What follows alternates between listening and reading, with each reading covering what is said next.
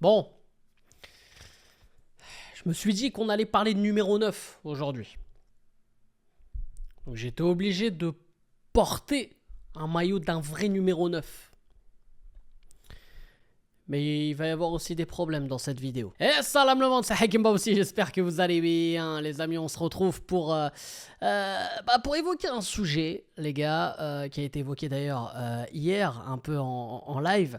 D'ailleurs, les gars, n'hésitez pas à être vraiment actifs parce qu'on a relancé les lives là depuis quelques semaines, que ce soit sur YouTube ou même Twitch. D'ailleurs, les gars, au soir de cette vidéo, je serai en live sur Twitch. Il y aura du gaming, il y aura de la react. Voilà, que ce soit, voilà, évidemment, des résumés de matchs ou des choses évidemment en rapport avec le foot ou pas d'ailleurs, hein, tout dépend hein, selon l'actualité, mais bref les gars, donc n'hésitez pas à me follow, tout est dans la description comme d'habitude, et surtout les amis, avant même d'évoquer le sujet de cette vidéo, bon j'imagine que tu as bien sûr bien lu le titre, n'hésitez pas à lâcher un maximum de likes et surtout à vous abonner en activant cette fucking cloche et vous me dites en commentaire évidemment tout ce que vous en pensez, ça à vous de jouer juste sous la vidéo. Bref les amis, bon, on va direct au sujet, il n'y a pas de souci. Voilà les gars, ce qu'a relayé évidemment le compte JMA. Voilà les gars, bon, hein, on connaît JMA Morocco, hein, voilà, on est ensemble. Les gars, alors, Abdelzak Abdallah, pour ceux qui connaissent, hein, voilà, joueur assez qui a beaucoup fait parler de lui. Qui évidemment au Maroc c'est assez partagé concernant voilà ce joueur, mais voilà ce qu'il a dit. Je ne voulais pas donner mon numéro 9 à Benzema. Je leur ai dit non, soit je garde le 9, soit je quitte le club. Même si Benzema me l'avait demandé, je ne lui aurais pas donné, je connais ma valeur, il n'y a que Messi pour qui j'aurais renoncé. Alors, déjà, il faut placer le contexte. À ce moment-là, Abdelrazak Abdallah est du côté de Al Ittihad, le club où a signé Karim Benzema, où il est toujours d'ailleurs actuellement voilà, dans ce club, et d'ailleurs champion d'Arabie Saoudite au bout de la deuxième saison.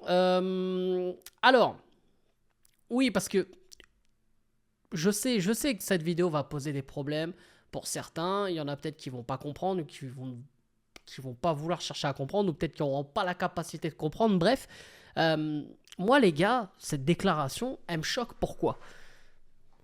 Parce que si on comprend bien les propos d'Abdelrazak Abdallah, j'enroule les R, tout ce que tu veux, bref, le boug, pour lui, quand il tient ses propos là, pour lui, il se sent au-dessus de Karim Benzema. Alors moi, je peux comprendre le joueur qui ne veut pas lâcher son numéro, parce que voilà, il a fait de belles choses au club, tout ça.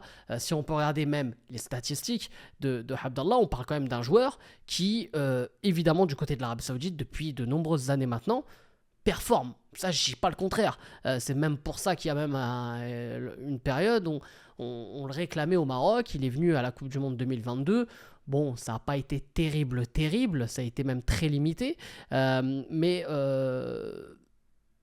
en Arabie Saoudite, en club, il a toujours performé. Si on prend ses performances avec Al Ittihad ou même à l'époque de Al Nasser, voilà, c'est quand même de très très belles performances. Le joueur est très performant, régulier. On peut regarder même récemment, il a signé à Al-Shabaab, 29 titularisations, 24 buts, 4 passes D. C'est plus qu'honorable. Donc, moi, j'enlève en rien ce qu'a fait Abdallah du côté de l'Arabie Saoudite. Mais les gars, on parle de Karim Benzema. Et si on lit bien les déclarations, donc on comprend que si Messi vient, ok, il laisse son numéro 9 à Messi. Ça veut dire que pour lui, à ses yeux et dans sa tête, après Messi, il y a Abdallah. Ça veut dire que même techniquement, si Cristiano Ronaldo aurait signé à Al Ittihad, il ne leur aurait pas donné son numéro. Même déjà à l'époque, quand Cristiano Ronaldo signait à Al Nasser, Abdallah, déjà, il est sur le départ.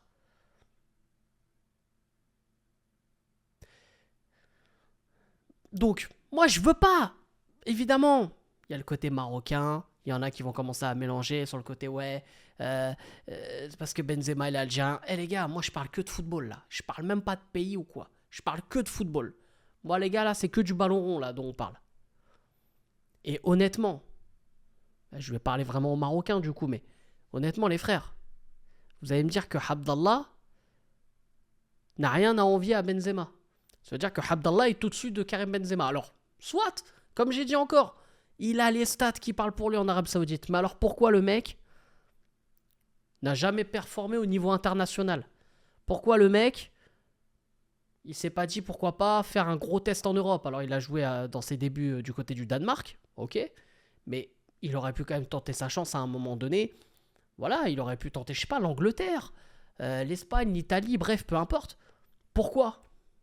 Alors après, c'est son choix peut-être perso, peut-être que sportivement, peut-être que ça aurait été compliqué pour lui, il avait peur aussi de tenter ce challenge, il est parti jusqu'en Chine, vous pouvez pas me dire que le mec, il pouvait pas tenter l'Angleterre ou je sais pas.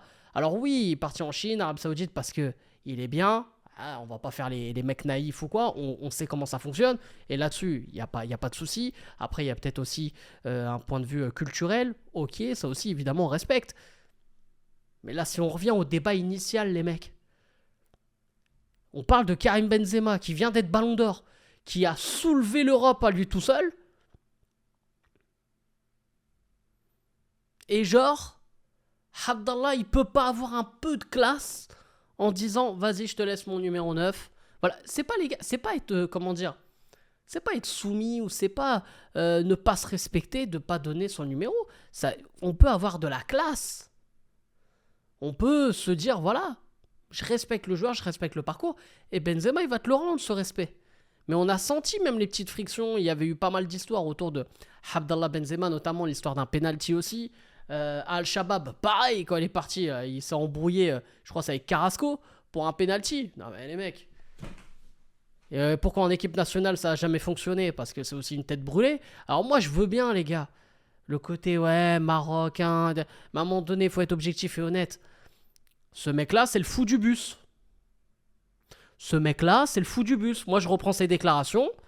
Si on lit entre les lignes les mecs, Abdallah il est juste en dessous de Messi.